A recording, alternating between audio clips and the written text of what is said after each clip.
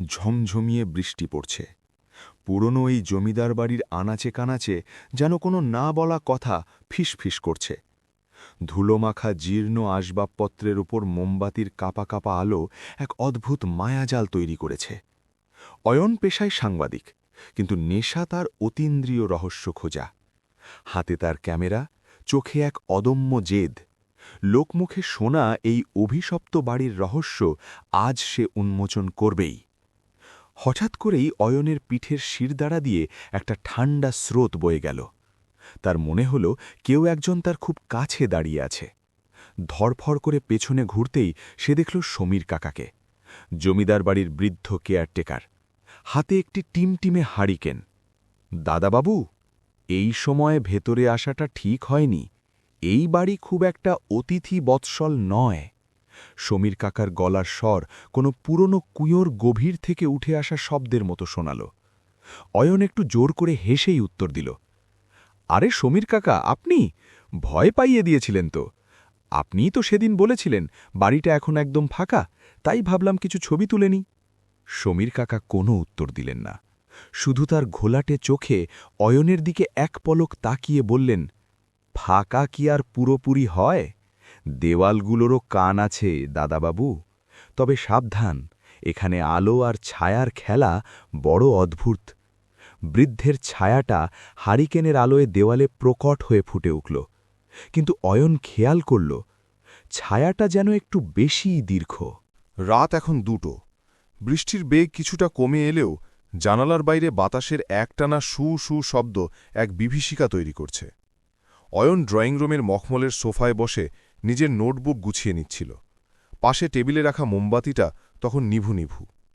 হঠাৎ অয়নের নজর গেল সামনের বড় সাদা দেওয়ালটার দিকে। তার হৃৎস্পন্দন যেন এক মুহূর্তের জন্য থেমে গেল। মোমবাতির আলোয় দেওয়ালে তার নিজের ছায়া স্পষ্ট দেখা যাচ্ছে, কিন্তু তার ঠিক পাশেই আরও একটা ছায়া। সেটা দীর্ঘ, কুচকুচে কালো এবং একদম স্থির। অয়ন নিজের হাতটা একটু নাড়াল।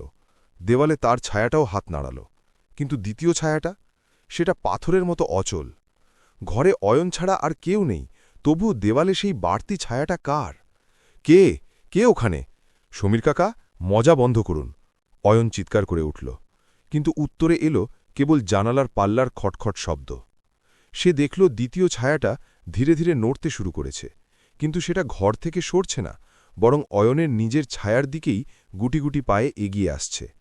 ভয়ের এক তীব্র শীতল স্রোত অয়নের শরীরকে অবশ করে দিল। অয়ন লাফ দিয়ে উঠে দাঁড়াল। পকেট থেকে টর্চ বের করে সারা ঘরে আলো ফেলল সে। কেউ নেই, চারদিক নিঝুম। সে পাগলের মতো সদর দরজার দিকে দৌড়ে গেল, কিন্তু দরজাটা কেউ বাইরে থেকে আটকে দিয়েছে। সমীর কাকা, দরজা খুলুন, কে আছে বাইরে? অয়ন দরজায় সজোরে ধক্কা দিতে শুরু করল। হঠাৎ জানালার কাঁচের ওপাশে হারিকেন হাতে দেখা গেল সমীর কাকাকে। বাইরে অঝোর বৃষ্টি, কিন্তু সমীর কাকার গায়ের চাদরটা বিন্দুমাত্র ভেজা নয়। নীলছে আলোয় তার মুখটা আজ বড় বেশি অচেনা লাগছে। আমি তো দরজা বন্ধ করিনি দাদাবাবু। আমি তো 10 বছর আগেই এই বাড়িতে গলায় দড়ি দিয়ে মারা গিয়েছি। আমি শুধু এসেছিলাম আপনাকে সতর্ক করতে। নিজের ছায়াটা ভালো করে দেখুন, ওটা কি সত্যিই আপনার? অয়ন আতঙ্কে পেছনে ফিরে দেওয়ালের দিকে তাকাল। তার চোখের মনি স্থির হয়ে গেল।